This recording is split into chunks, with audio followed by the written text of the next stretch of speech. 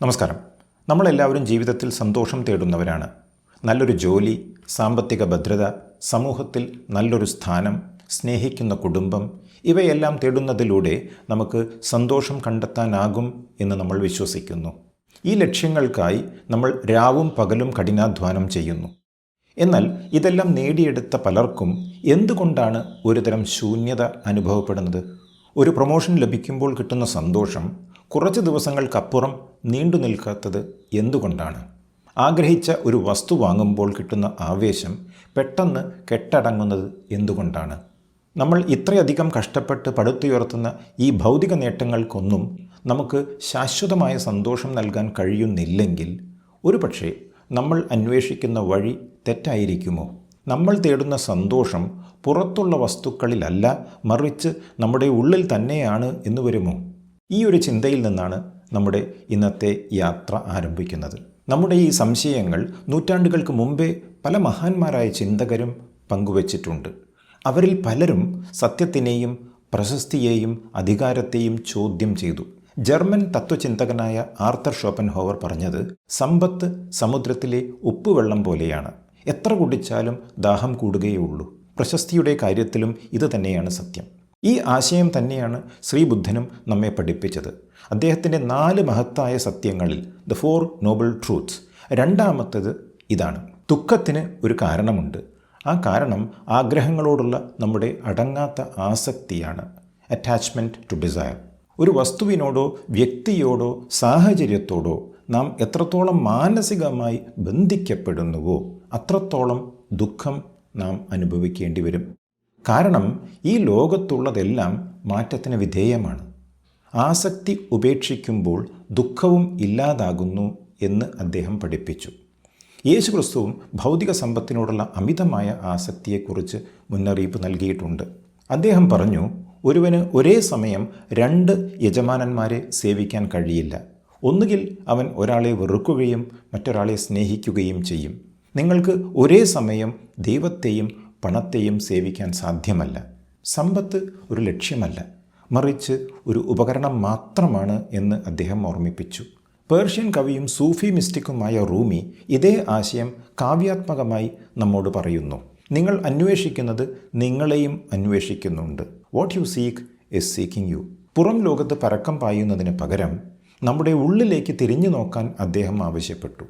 നിങ്ങളുടെ ഹൃദയം വഴി അറിയുന്നു, ആ ദിശയിലേക്ക് ഓടുക എന്നും അദ്ദേഹം എഴുതി. ആദിശങ്കരാചാര്യർ പഠിപ്പിച്ചു, അജ്ഞാനത്തിൻ്റെയും ആസക്തിയുടെയും സ്വാർത്ഥ താൽപ്പര്യങ്ങളുടെയും ബന്ധനങ്ങളെ നീക്കാൻ ആത്മാവിനല്ലാതെ മറ്റാർക്കും കഴിയില്ല എന്ന്.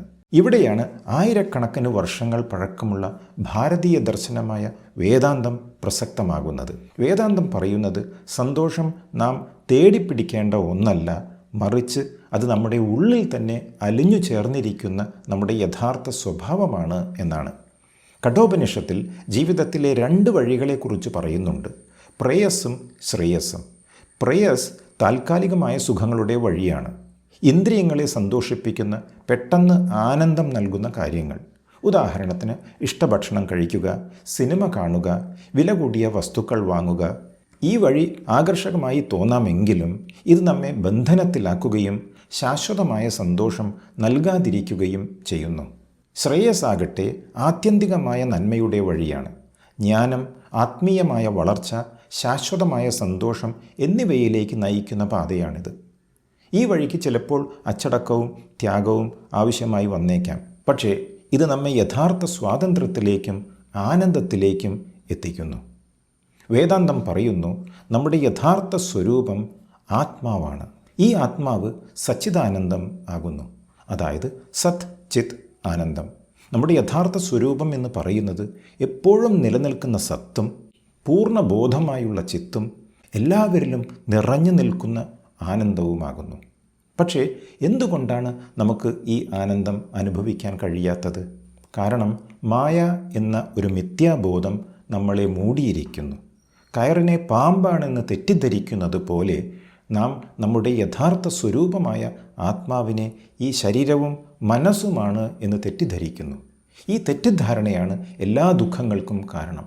എപ്പോഴാണോ ആ തെറ്റിദ്ധാരണ മാറുന്നത്, അപ്പോൾ നാം നമ്മുടെ യഥാർത്ഥ ആനന്ദ സ്വരൂപത്തെ തിരിച്ചറിയുന്നു. ചുരുക്കി പറഞ്ഞാൽ ഈ മഹാന്മാരെല്ലാം ഒരേ സ്വരത്തിൽ പറയുന്നത് ഒന്ന് തന്നെയാണ്. നമ്മുടെ ദുരിതങ്ങളുടെ എല്ലാം അടിസ്ഥാന കാരണം നാം പുറം ലോകത്ത് സന്തോഷം തേടുന്നു എന്നതാണ്. യഥാർത്ഥ പരിഹാരം നമ്മെ തന്നെ ശരിയായി അറിയുന്നതിലാണ്. എന്നാൽ എങ്ങനെയാണ് നമ്മെ തന്നെ അറിയുക? ഇവിടെയാണ് ആധുനിക കാലത്തെ മഹാഗുരുവായ ശ്രീ രമണ മഹർഷിയുടെ ഉപദേശങ്ങൾ പ്രസക്തമാകുന്നത്. ലോകമെമ്പാടുമുള്ള ചിന്തകർ ചൂണ്ടിക്കാണിച്ചു തന്ന ഈ ദുഃഖങ്ങൾക്ക് എല്ലാം ഒരൊറ്റ മൂല കാരണമേയുള്ളൂ എന്ന് ശ്രീ രമണ മഹർഷി വളരെ ലളിതമായി നമുക്ക് കാണിച്ചു തരുന്നു. ആ കാരണം ഞാൻ എന്ന ഒരൊറ്റ ചിന്തയാണ്. ഒന്ന് ശ്രദ്ധിച്ചു നോക്കൂ. നമ്മുടെ മനസ്സിൽ വരുന്ന ഏതൊരു ചിന്തയുടെയും തുടക്കം ഞാൻ എന്നതിലാണ്. എനിക്ക് വിശക്കുന്നു, ഞാൻ സന്തോഷവാനാണ്, എന്നെ അവർ അപമാനിച്ചു, ഞാൻ വിജയിക്കണം, എനിക്ക് ഭയമുണ്ട്. ഈ വികാരങ്ങളും ചിന്തകളുമെല്ലാം ആർക്കാണ് ഉണ്ടാകുന്നത്? എനിക്ക്.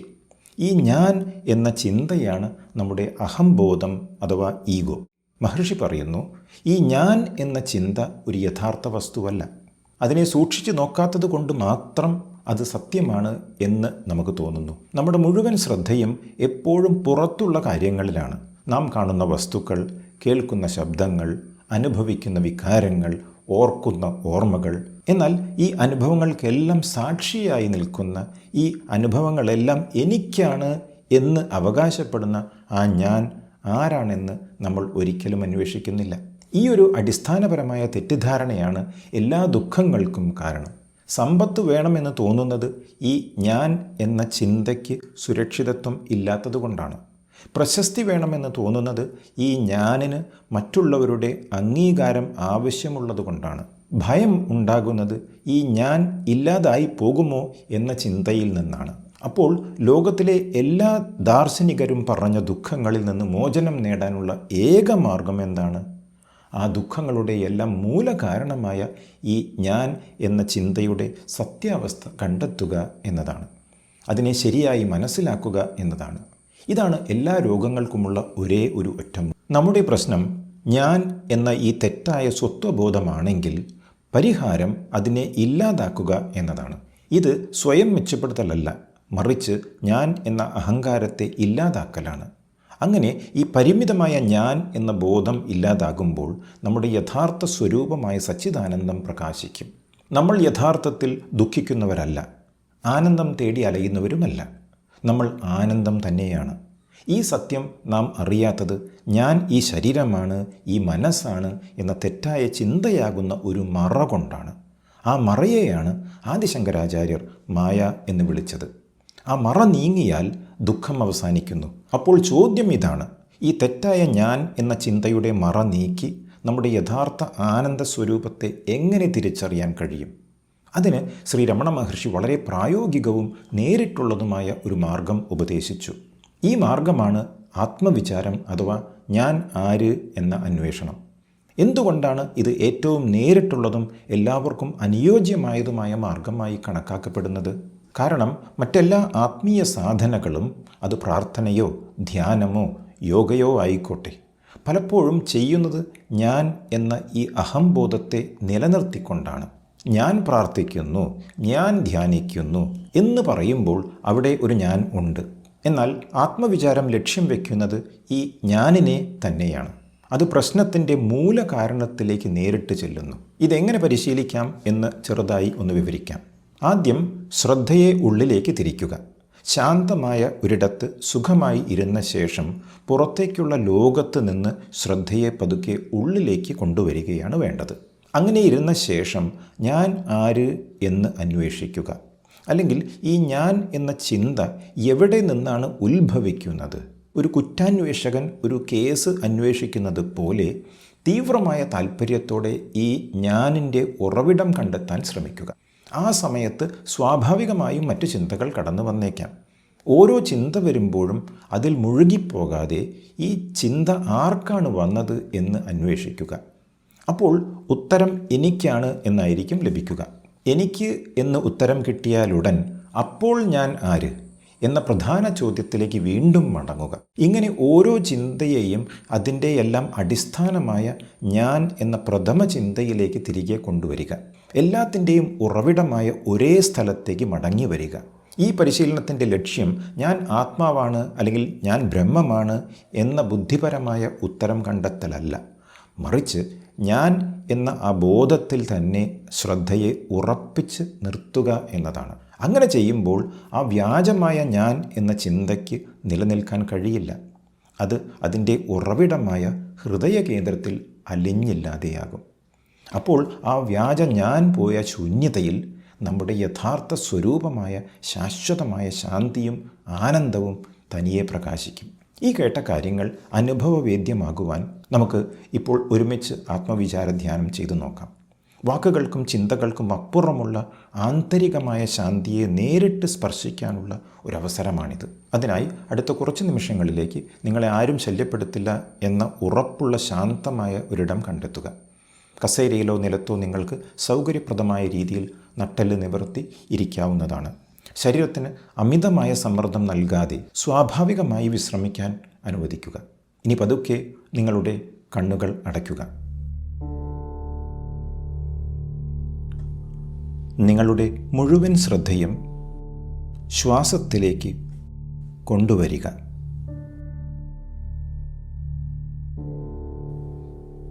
ശ്വാസം ഉള്ളിലേക്ക് എടുക്കുമ്പോഴും പുറത്തേക്ക് വിടുമ്പോഴും അതറിയുക.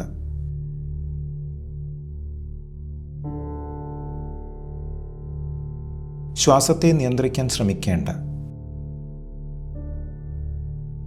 അത് അതിൻ്റെ സ്വാഭാവികമായ ഗതിയിൽ ഒഴുകട്ടെ.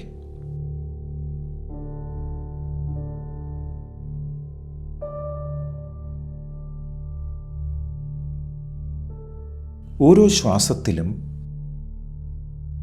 നിങ്ങളുടെ ശരീരം കൂടുതൽ കൂടുതൽ ശാന്തമാകുന്നതായി സങ്കൽപ്പിക്കുക.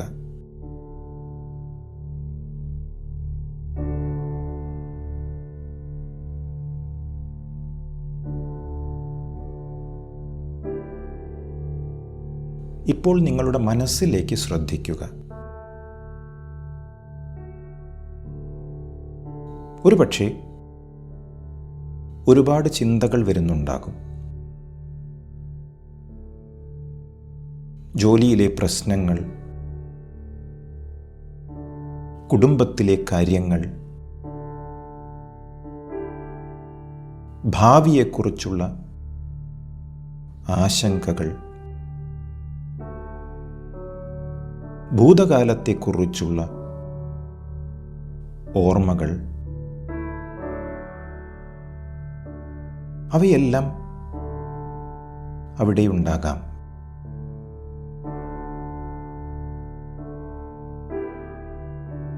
അവയെ തള്ളി മാറ്റാൻ ശ്രമിക്കരുത്.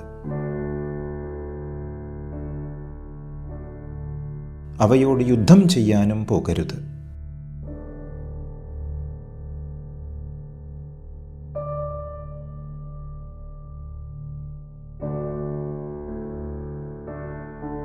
ആകാശത്ത് മേഘങ്ങൾ വന്നു പോകുന്നത് പോലെ ഈ ചിന്തകളെ നിങ്ങളുടെ ബോധമാകുന്ന ആകാശത്തിൽ വന്നു പോകാൻ അനുവദിക്കുക.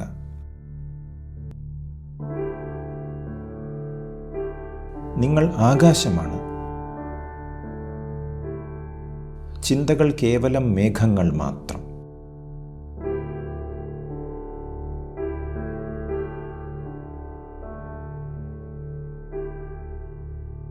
ഈ ചിന്തകളെല്ലാം ദുഃഖങ്ങൾ, സന്തോഷങ്ങൾ, ഭയങ്ങൾ, ആഗ്രഹങ്ങൾ, ഇവയെല്ലാം ആർക്കാണ് ഉണ്ടാകുന്നത്?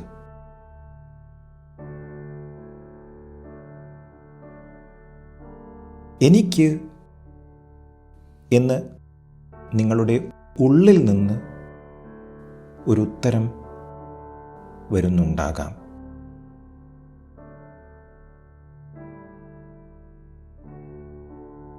അതെ, എനിക്ക് ഈ ഞാൻ എന്ന ബോധമാണ് നമ്മുടെ ജീവിതത്തിലെ എല്ലാ അനുഭവങ്ങളുടെയും കേന്ദ്രം.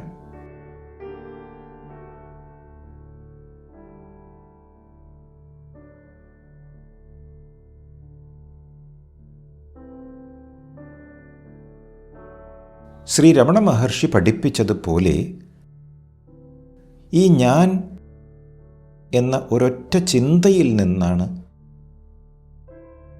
മറ്റെല്ലാ ചിന്തകളും എല്ലാ ദുഃഖങ്ങളും ഉത്ഭവിക്കുന്നത്.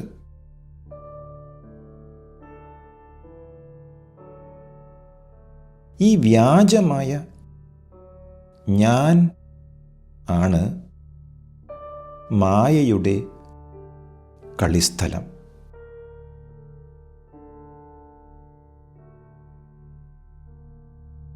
ഇന്ന് നമുക്ക് ഈ ഞാൻ ആരാണെന്ന് അന്വേഷിക്കാം.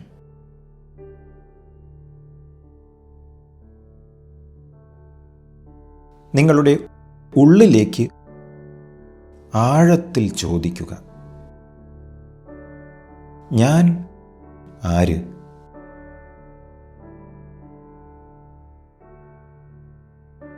ഒരുപക്ഷെ നിങ്ങളുടെ മനസ്സ് ഉത്തരം തന്നേക്കാം. ഞാൻ ഈ ശരീരമാണ്. ഒരു നിമിഷം ഈ ശരീരത്തെ നിങ്ങൾക്ക് അറിയാൻ കഴിയുന്നില്ലേ?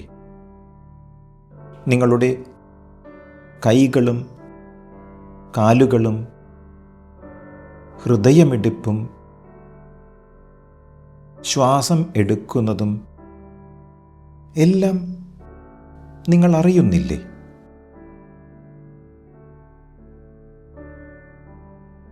അറിയുന്നയാൾ അറിയപ്പെടുന്ന വസ്തുവാകാൻ സാധ്യതയില്ല. അതുകൊണ്ട് നിങ്ങൾ ഈ ശരീരമല്ല. നിങ്ങൾ ശരീരത്തിൻ്റെ സാക്ഷിയാണ്.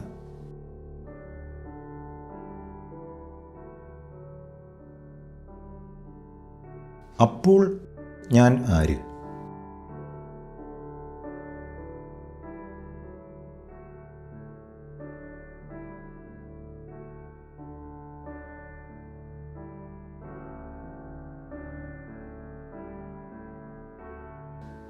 ഒരുപക്ഷെ മനസ്സ് പറയും, ഞാൻ എൻ്റെ ചിന്തകളാണ്, എൻ്റെ വികാരങ്ങളാണ്. ചിന്തകൾ വരുന്നു, പോകുന്നു. വികാരങ്ങൾ മാറിക്കൊണ്ടേയിരിക്കുന്നു.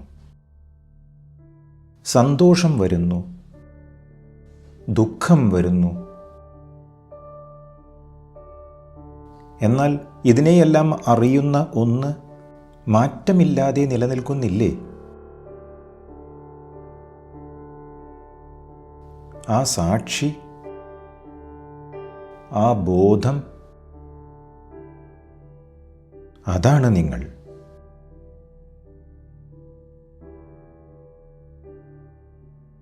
അതുകൊണ്ട് നിങ്ങൾ നിങ്ങളുടെ ചിന്തകളോ വികാരങ്ങളോ അല്ല. അപ്പോൾ ഞാൻ ആര്?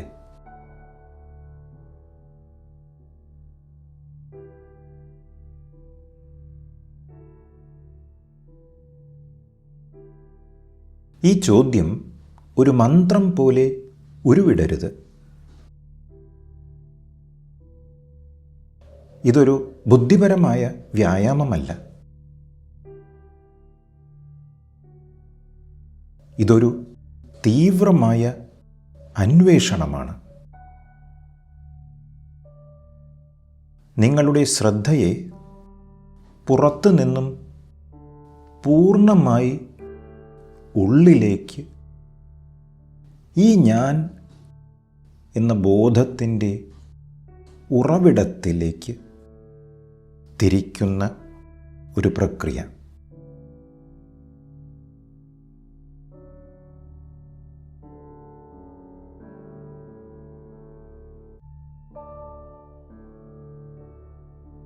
ഓരോ തവണ മറ്റു ചിന്തകൾ വരുമ്പോഴും സൗമ്യമായി ചോദിക്കുക, ഈ ചിന്ത ആർക്കാണ് വന്നത്?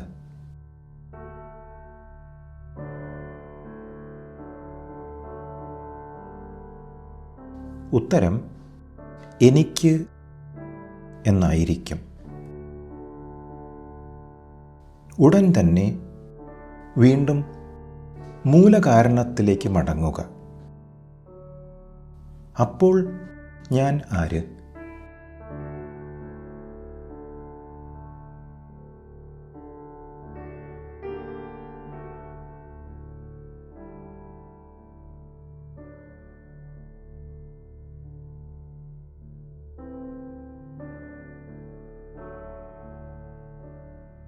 ഈ അന്വേഷണത്തിലൂടെ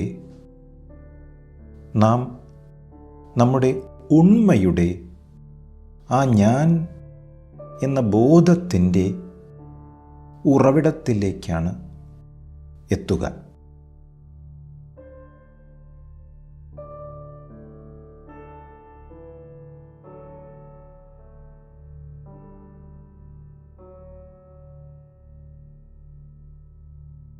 ആ ഉറവിടത്തിൽ ശ്രദ്ധ കേന്ദ്രീകരിക്കുക.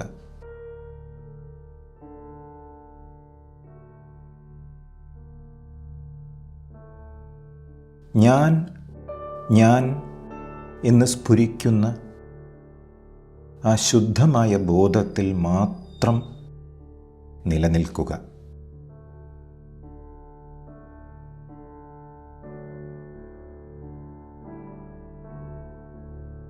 ഒരു ഉത്തരവും പ്രതീക്ഷിക്കരുത്. ഒരു അനുഭവത്തിനായും കാത്തിരിക്കരുത്. കാരണം നിങ്ങൾ അനുഭവിക്കാൻ ശ്രമിക്കുന്നതെന്തോ അത് നിങ്ങളിൽ നിന്ന് വേറിട്ട ഒന്നാണ്. നിങ്ങൾ അനുഭവമല്ല, അനുഭവത്തിൻ്റെ സാക്ഷിയാണ്.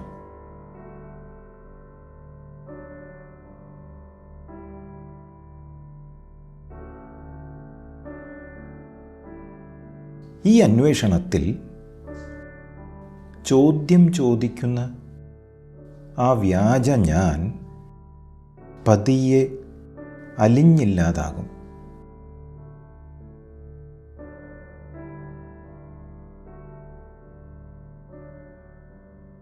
ആ വ്യാജ ഞാൻ അപ്രത്യക്ഷമാകുമ്പോൾ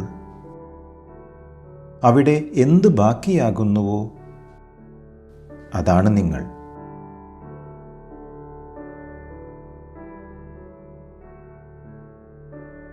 വാക്കുകൾക്കതീതമായ ശാന്തി, ഒരു കാരണവുമില്ലാത്ത ആനന്ദം, ശുദ്ധമായ ബോധം,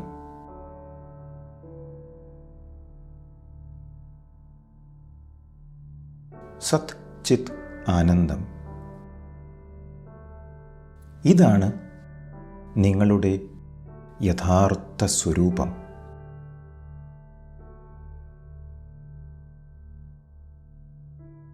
ശ്രീബുദ്ധൻ നിർവാണം എന്ന് വിളിച്ച ദുഃഖരഹിതമായ അവസ്ഥ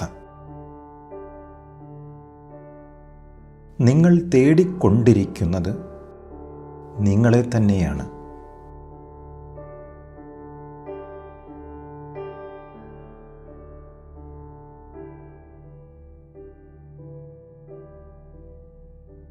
ഈ ശാന്തിയിൽ, ഈ പൂർണ്ണതയിൽ അല്പനേരം വിശ്രമിക്കുക.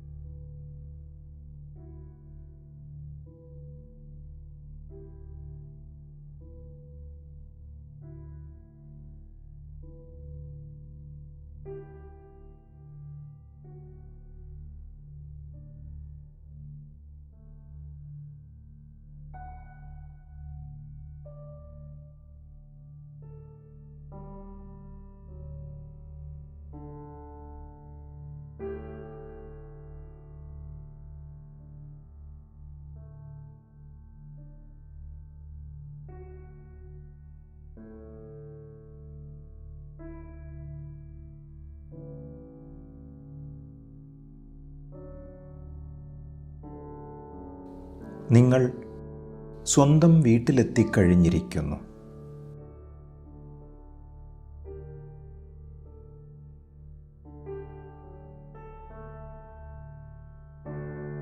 ഇനി വളരെ പതുക്കെ നിങ്ങളുടെ ശ്രദ്ധയെ ശരീരത്തിലേക്ക് തിരികെ കൊണ്ടുവരിക.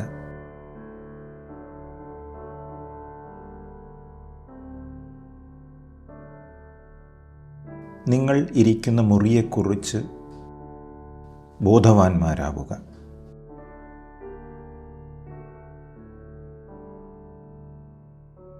പുറത്തുനിന്നുള്ള ശബ്ദങ്ങൾ കേൾക്കുക. നിങ്ങളുടെ കൈവിരലുകളും കാൽവിരലുകളും മെല്ലെ ചലിപ്പിക്കുക.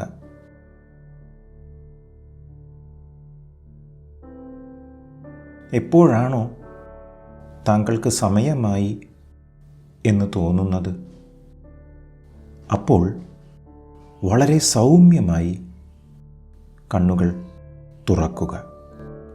ഈ ധ്യാനം ഇവിടെ അവസാനിച്ചിരിക്കുന്നു. എന്നാൽ അന്വേഷണം അവസാനിക്കുന്നില്ല. നിങ്ങളുടെ ഓരോ ദിവസത്തിലും ഓരോ നിമിഷത്തിലും ഈ അവബോധം നിലനിർത്താൻ ശ്രമിക്കുക.